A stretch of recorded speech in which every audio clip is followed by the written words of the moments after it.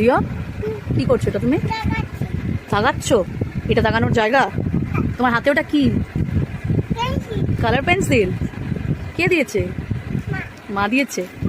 মা তোমাকে এখানে দাগানোর জন্য দিয়েছে? কালার পেন্সিল দিয়ে কোথায় দাগাতে হয়? খাতার মধ্যে কালার করতে হয়। আর এটা তো দোকান, এটা তো কার্পেটের উপর কেউ করে কালার? না, করো না কিন্তু। বদলা খুলে ফেলেছো? ওর স্টিকারটা খুলে ফেলেছো?